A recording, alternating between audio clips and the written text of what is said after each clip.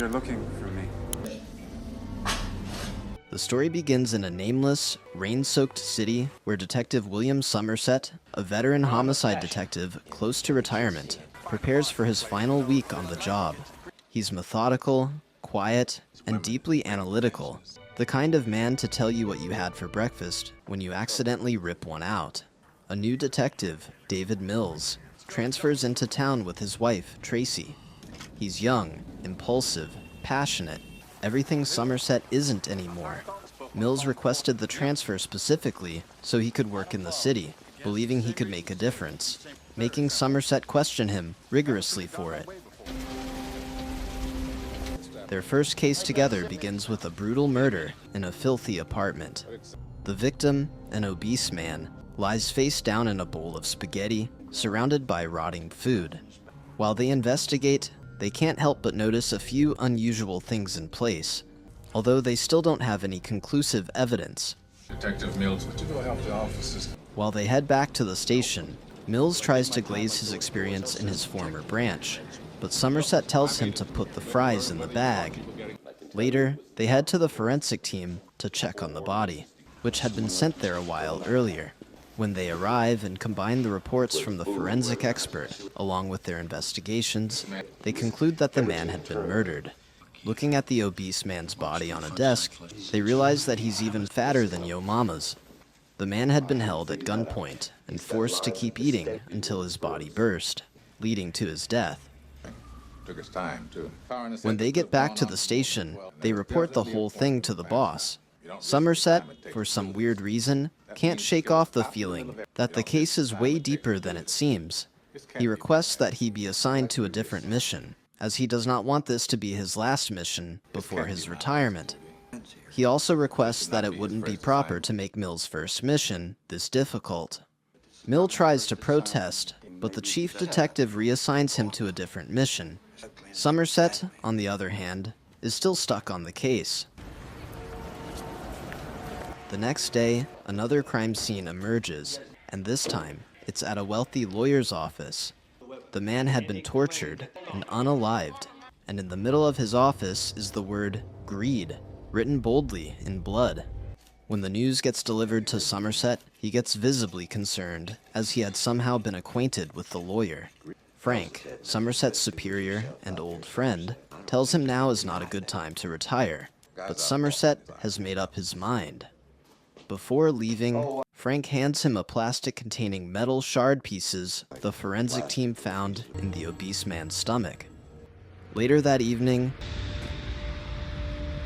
Somerset heads back to the man's apartment, which leads him to discover a hidden compartment behind the deceased man's fridge. There, he finds a short note and the word gluttony boldly written on the wall in grease. Realizing that the two murder cases probably have the same killer, Somerset reports back to Frank. He explains that this is no ordinary case, as the killer is slowly spelling out the 7 deadly sins. He then walks out, announcing his withdrawal from the case. He wanted it. Somerset heads to a library where he does some research that gives him better insight into the case. He then makes photocopies of some of the pages and secretly drops them off at Mills's desk to act as a guide for him. The following day at work, Tracy, Mills's wife, puts a call through to him and makes him invite Somerset over for dinner that evening. Since all he does is goon all by himself when he's home, Somerset sees it as a good opportunity, so he gladly accepts the invitation. After work, they both head over to Mills's and meet his fine wife.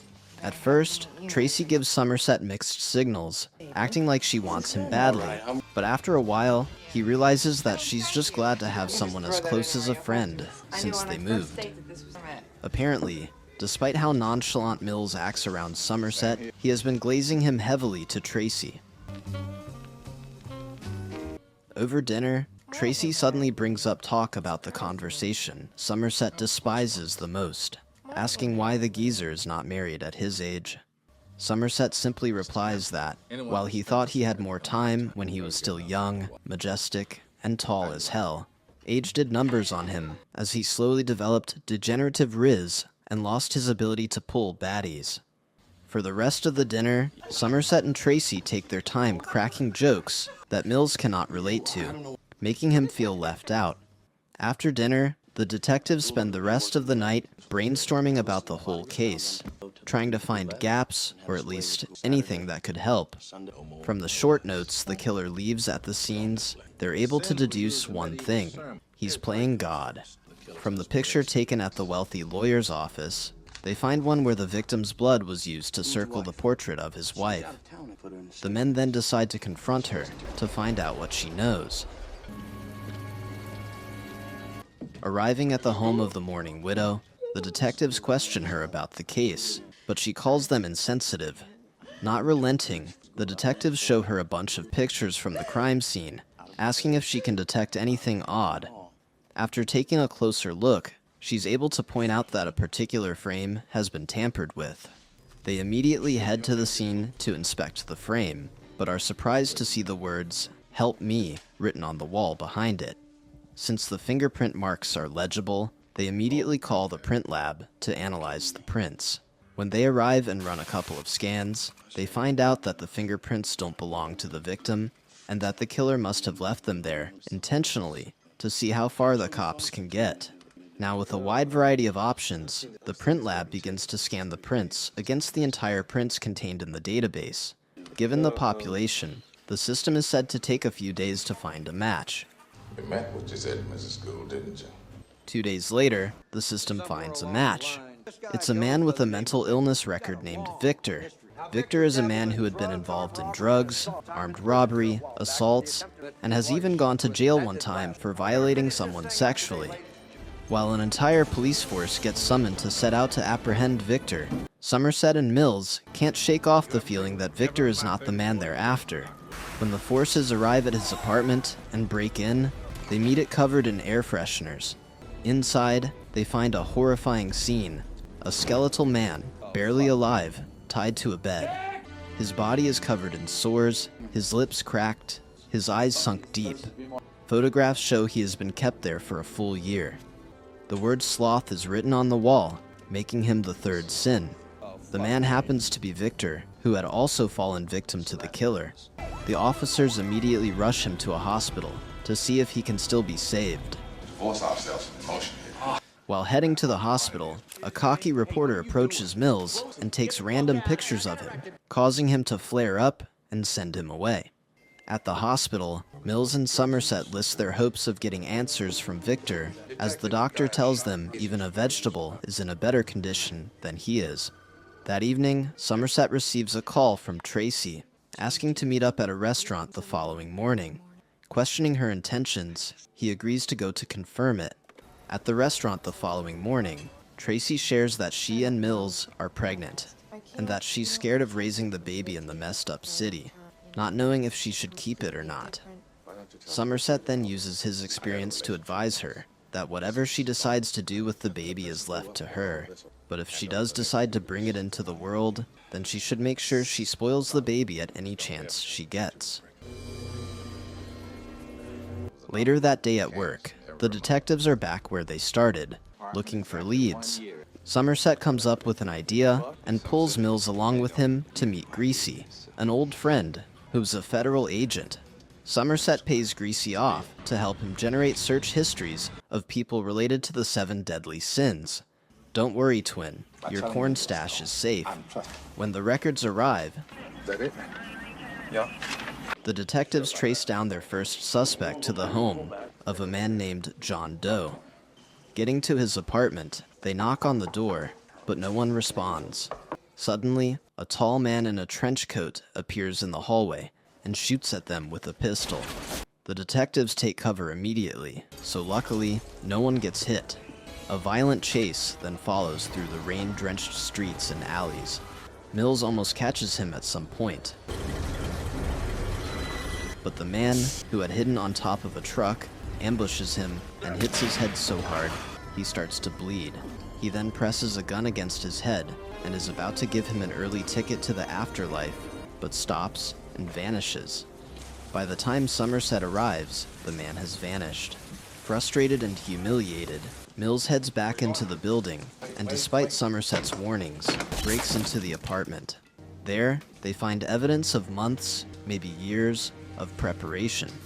Journals fill every surface, thousands of notebooks describing Doe's thoughts, confessions, and observations of human sin.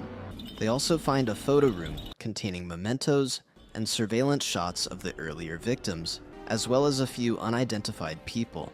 But what intrigues them the most are the random pictures the strange reporter had taken of Mills on his way to the hospital the previous day, making them realize that Doe has been watching them as well. Shortly after the backup from the police department arrives at the apartment, they try to find signs of fingerprints to help identify the suspect, but somehow can't find any.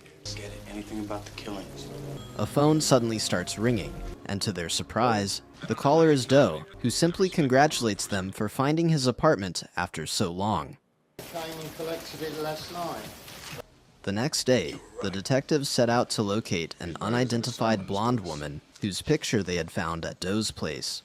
While they carry out their search, they find out that the woman is a prostitute.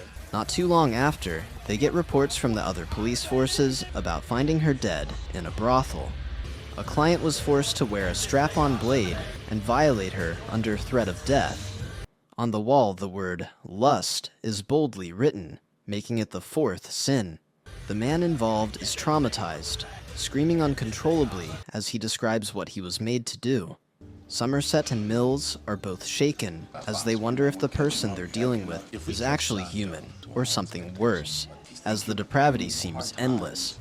That night when Mills returns home to his loving wife, the reality of being single hits Somerset hard as he walks around his apartment with no one to calm him down. The following day, they get called to another crime scene. This time, a young woman lies dead, with her face mutilated. A set of sleeping pills has been glued to one hand, with a cell phone to the other. At the top of the bed is a frame showing her majestic-looking face before the attack. The killer had cut off her nose and given her a choice to either call for help and live disfigured, or take the pills and die. Given the options she had resorted to, the word pride is written on the wall in blood. By now, only two sins are left, envy and wrath. Somerset predicts the killer will stop after these two because he'll have completed his mission. But before they can plan their next move, something shocking happens. At the police station, a chopped man calmly walks in and surrenders, introducing himself as John Doe. His clothes are stained red, his fingertips covered in blood. All the way! All the way! After the police cuff him up, they realize the cause of Doe's bloodied fingertips, as well as the reason they couldn't retrieve any fingerprints from his apartment. Apparently, Doe cuts the skin off the tips of his fingers from time to time, to prevent them from leaving prints behind. In the interrogation room, he's calm, polite, almost serene, refusing to speak to anyone but the two detectives he claims to admire. Doe gets his lawyer to convince them that if they want to find the remaining two bodies, they'll have to follow him. Doe will take them to the location of the final two murders, but only if Somerset and Mills go with him personally. If they refuse, he'll plead insanity, and the bodies will never be found. Against all sense, the detectives agree, wondering what kind of twisted scheme the psychopath is cooking up. The next morning, they set out towards the location, as discussed. Some agents scout the area for any sort of ambush, while tailing them closely on a chopper. The detectives drive into the desert with Doe in the back seat, handcuffed. Somerset tries to reason with him, asking why he did all this, and Doe answers in his soft, unsettling voice that people sin every day and ignore it, but he was chosen to show them the truth and change things for good.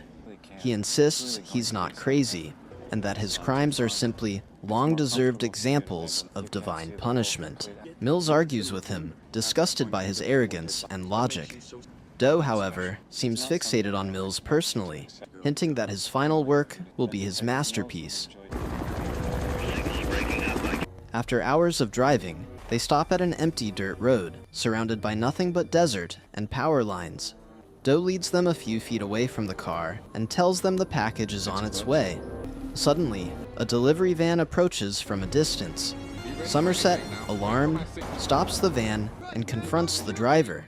The man says he was paid to deliver a package to this location at that exact time to Detective David Mills. Somerset collects the box cautiously and sends the delivery man away. When he opens it, his face goes completely pale. Inside lies something genuinely horrific. He yells at Mills to put his gun down immediately, but it only makes him more curious about what is going on. Doe then begins speaking softly, describing how earlier that morning, he stopped by Mills's home. He says he tried to crack his wife, but given that she rejected him, he took a souvenir for himself, her pretty head. Mills stands in disbelief, waiting for Somerset to tell him that Doe is tripping and simply trying to rage bait him, but Somerset stays mute. He pleads with Mills to stay calm, to think, but Mills is already breaking down. Doe continues, explaining that he was envious of Mills's normal life, his wife, his simplicity, and by unaliving Tracy, he has committed envy. Now, he says, Mills has to fulfill the final sin, wrath. Mills raises his gun, trembling, with tears in his eyes. Somerset begs him not to pull the trigger because he'd just be playing into Doe's hand. But Doe keeps talking, calmly describing Tracy's terror, saying she begged for her life and for her unborn child's. Judging by the shock in Mills's eyes, he realizes that he didn't even know about the baby, so he thrives on that topic. Somerset keeps telling Mills that if he lets his wrath get over him, then Doe wins, but Mills is too far gone. He pulls the trigger, emptying the whole revolver on Doe, and unaliving him instantly. He has become the last of the 7 deadly sins, wrath. In the aftermath, Mills gets arrested for murder and taken into custody. The end. Thank you for sticking to the end of my video. Please do me the biggest favor by leaving a like, comment, and subscribe, and I hope to see you in the next video.